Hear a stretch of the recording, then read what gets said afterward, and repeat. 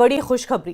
कटरा से श्रीनगर तक ट्रेन का जल्द इफ्तिताह मुतवक्के है। ज़राए के मुताबिक 19 अप्रैल को वज़ीर आज़म नरेंद्र मोदी इस मंसूबे का इफ्तिताह कर सकते हैं। इससे मकामी कारोबार और ज़राअत को भी फ़ायदा होगा, क्योंकि नक़्ल हमल आसान और सस्ता हो जाएगा। रेल लाइन के मुकम्मल होने के बाद वादी कश्मीर का बाकी मुल्क के साथ बराह रास्त रेल राब्ता मुमकिन होगा, जिसका अवाम तवील अरसे से इंतजार कर रहे थे। तो कटरा से श्रीनगर तक ट्रेन का जल्द इफ्तिताह मुतवक्के है। 19 अप्रैल को वजीर आजम नरेंद्र मोदी इस मंसूबे का इफ्तिताह कर सकते हैं। प्रोजेक्ट की लंबाई 272 किलोमीटर्स है।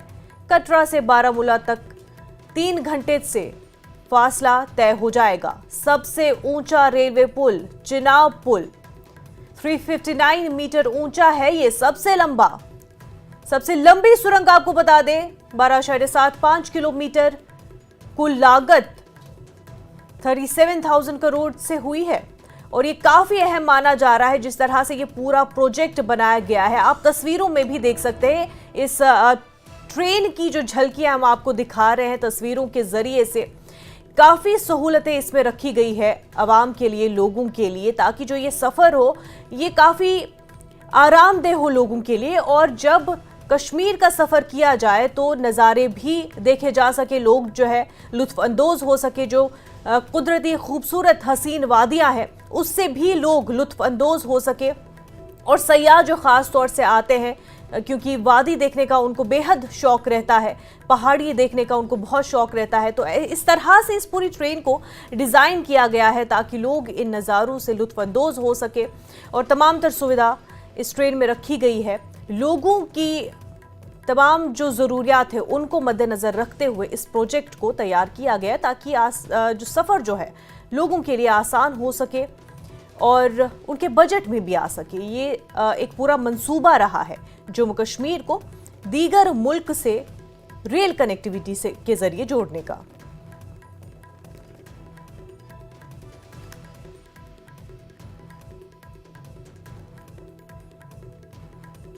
तो ये एक मंसूबा ऐसा जिसका अवाम बेसब्री से इंतजार कर रहे हैं। लोग काफी अरसे से इस रेलवे प्रोजेक्ट का इंतजार कर रहे हैं, इसकी तकमील का इंतजार कर रहे हैं और बहुत जल्द अब प्राइम मिनिस्टर नरेंद्र मोदी इस रेल का इफ्तिताह करने जा रहे हैं। 19 अप्रैल को माना जा रहा है कि वजीर आजम नरेंद्र मोदी इस ट्रेन को हरी झंडी दिखाएंगे और इससे ये होगा कि जम्मू कश्मीर दीगर मुल्क के साथ रेल कनेक्टिविटी के जरिए जुड़ जाएगा।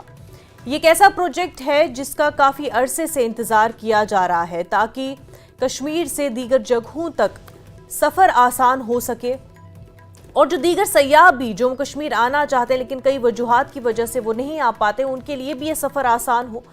और इस पूरे प्रोजेक्ट को इस तरह से तैयार किया गया। आपको बता दें कि सबसे ऊंचे पुल से गुजरते हुए ये ट्रेन जाएगी। तो काफी अहम ये प्रोजेक्ट रहा है, काफी कॉम्प्लिकेटेड भी रहा है, लेकिन बखूबी इसको अंजाम दिया गया है।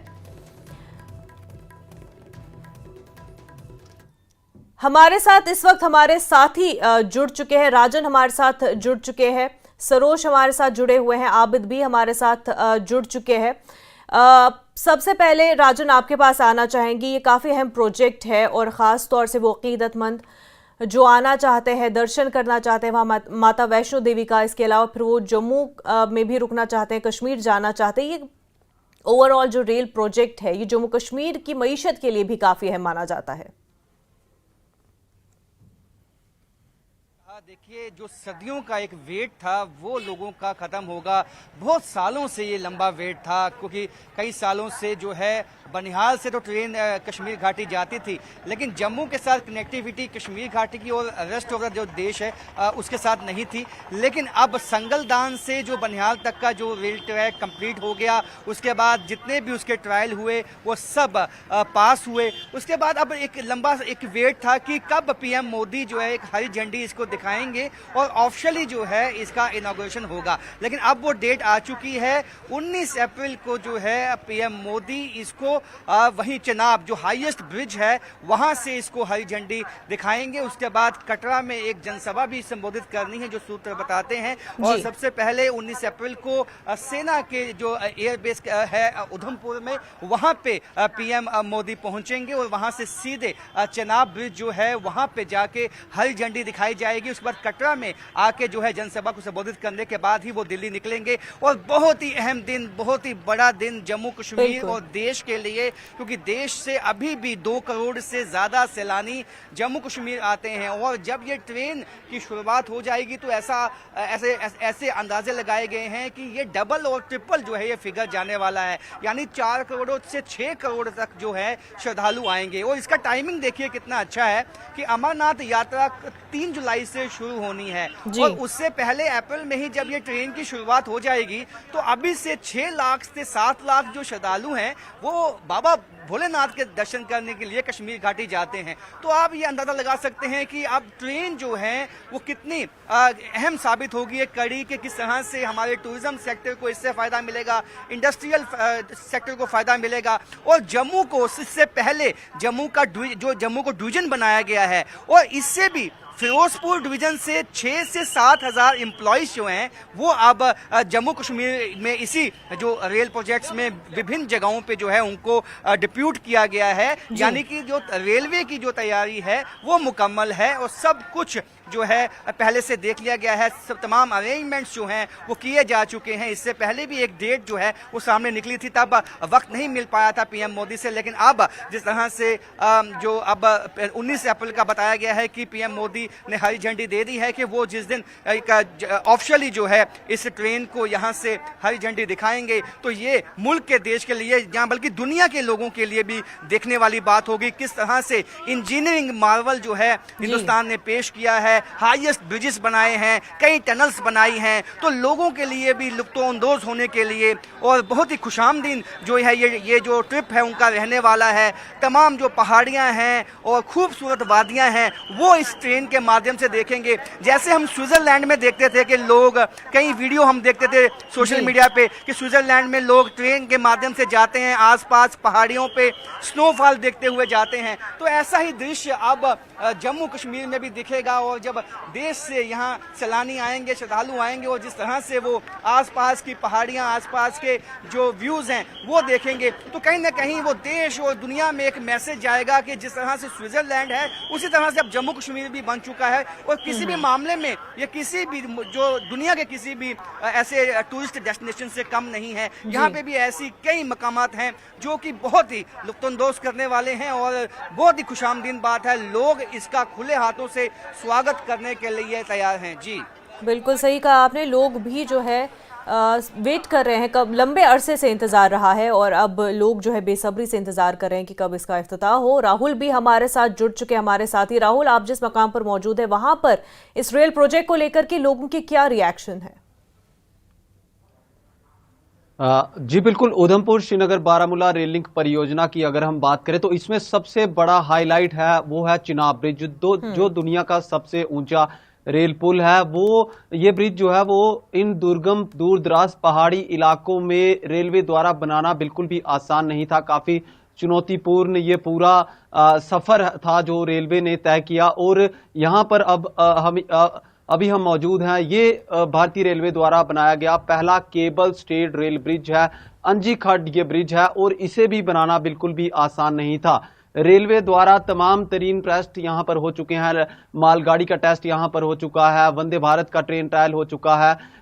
तो टेस्ट होने के बाद अब बस लोग बेसब्री से इंतजार कर रहे हैं कि कब कटरा से श्रीनगर तक वंदे भारत को या फिर अन्य रेलों को जो है वो हरी झंडी पीएम मोदी दिखाएंगे। 19 अप्रैल का इंतजार यहाँ के लोग बेसब्री से कर रहे हैं, क्योंकि यही एक कटरा से बनिहाल तक का सेक्शन है जहां पर फिलहाल रेल सेवा शुरू नहीं हुई है। और इस रेल सेवा के शुरू होने से कश्मीर घाटी जहां देश के अन्य कोनों से कनेक्ट हो जाएगी रेल के जरिए, वहीं जो श्रद्धालु माता वैष्णो देवी के दरबार आते हैं वो श्रद्धालु भी कश्मीर घाटी आसानी से बाय ट्रेन जाएंगे।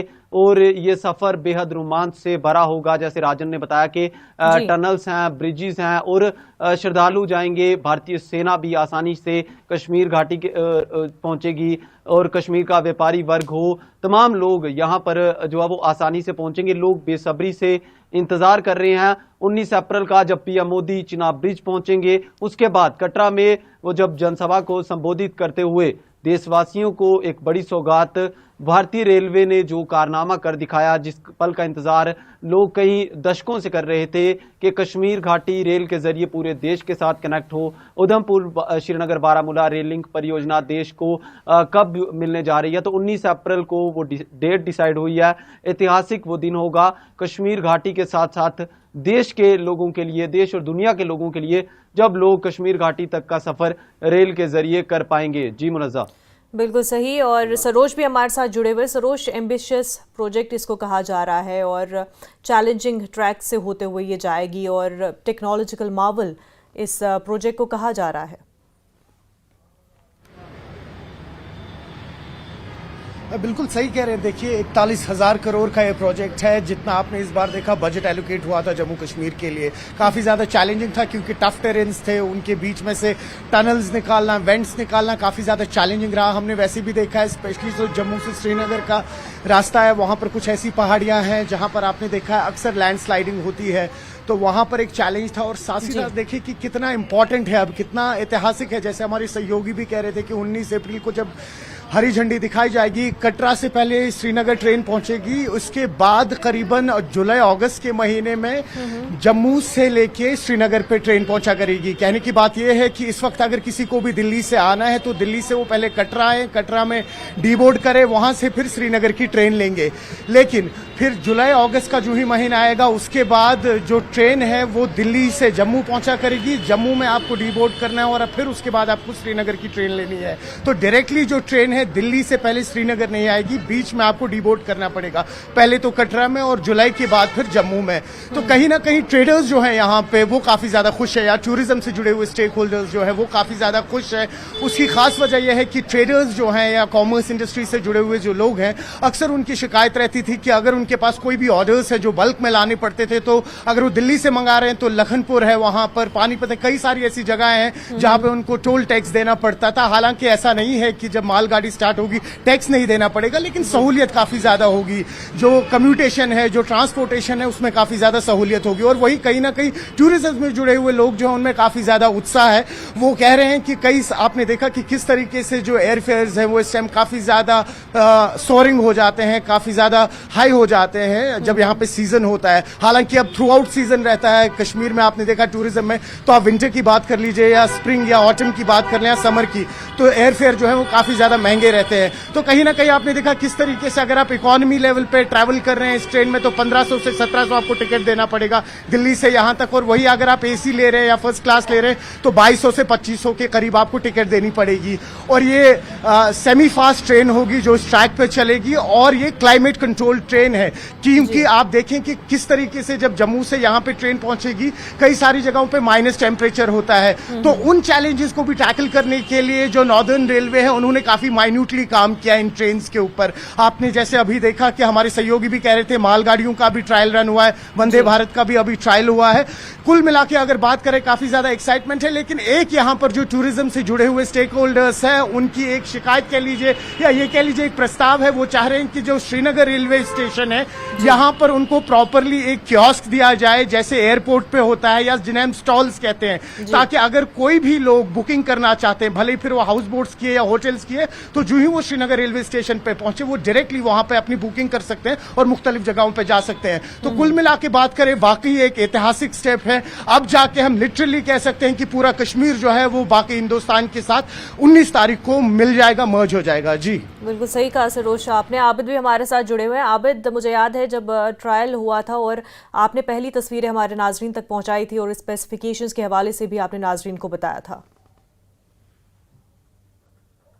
मुनज़्ज़ा, बिल्कुल, क्योंकि मैं अभी जिस जगह पे मौजूद हूँ ये कश्मीर रेलवे का सबसे बड़ा जो रेलवे स्टेशन है, बड़गाम रेलवे स्टेशन, और कोई भी ट्रेन यहाँ पर आती है, यहाँ पर उसकी सर्विसिंग होती है, यहाँ पर वो रुकेगी, यहाँ पर क्योंकि जो भी चेकिंग होगी, जो भी सर्विसिंग होगी वो स्टेशन पे होगी। और यहाँ से, क्योंकि आपको याद होगा हमने यहाँ से सफर किया था जब इलेक्ट्रिक ट्रेन का ट्रायल रन हुआ था, हमने यहाँ से सफर किया था। और क्योंकि जो कटरा बानिहाल सेक्शन है तकरीबन 27 टनल्स है, 37 ब्रिजेस है, और तकरीबन हमने भी 20 टनल्स क्रॉस किए थे।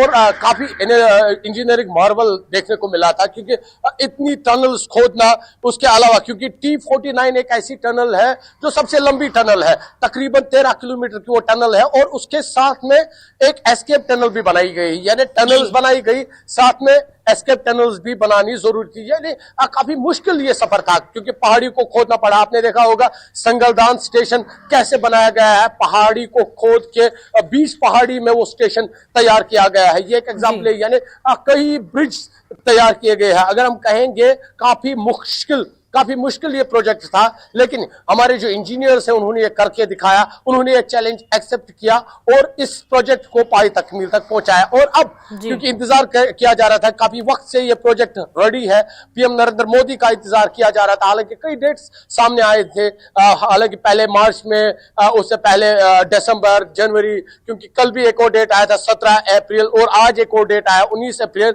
यानी ये तो वाज़ह है अब अप्रैल में पीएम नरेंद्र मोदी इस ट्रेन को हरी झंडी दिखाएंगे, क्योंकि लोग इंतजार में है। ये तो पता ही है, जब 2007-06 में ये ट्रेन चली थी तब से लोगों की यही तमन्ना थी कि कब ये ट्रेन जम्मू के साथ, यानी मुल्क की दूसरी रियासतों के साथ कनेक्ट होगी। क्योंकि अक्सर आपको पता है हमारा जो नेशनल हाईवे है वो अक्सर बंद रहता है, खासकर जब मौसम खराब होता है तो लोगों को मुश्किलात का सामना करना पड़ता है। और अगर हम विंटर्स की बात करेंगे, एयर फेयर में ज्यादा इजाफा होता है, तो कहीं ना कहीं अगर हम देखेंगे गरीब तबका उसको नुकसान होता है। लेकिन ये जो ट्रेन है सबको फायदा देगी, मुसाफिर का टाइम भी बचाएगी, उनकी जो एक्सपेंसेस है वो भी कम किया जाएंगे, और जो स्टेक होल्डर्स है, टूरिज्म से वाबस्ता लोग हैं, वो काफी खुश है। क्योंकि जिस तरह से ट्रेन डिजाइन की गई, ख्याल रखा गया है कि ज्यादा से ज्यादा जो पर्यटक है वो आए, इन ट्रेनों में सफर करें और यहाँ की जो खूबसूरती है उससे बेहतरीन अंदाज से देखे। क्योंकि आपने देखा होगा विस्टाडोम ट्रेन, उसका यहाँ पर आगाज किया गया, वो यहाँ से चल रही है और टूरिस्ट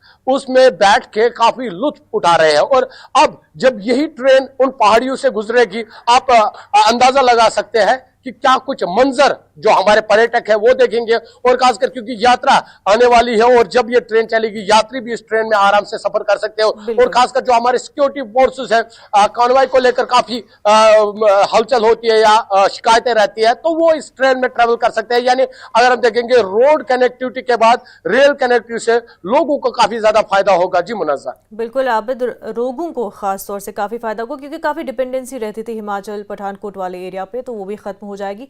सरोज, डीबोर्डिंग का जिक्र आपने किया, डीबोर्डिंग को लेकर के क्योंकि खदशात भी जाहिर किए जा रहे थे, पूछा जा रहा था कि डीबोर्ड करने से लोगों को परेशानी हो सकती है, साथ ही जो वापस चेकिंग होगी उस पर भी सवाल किया गया था।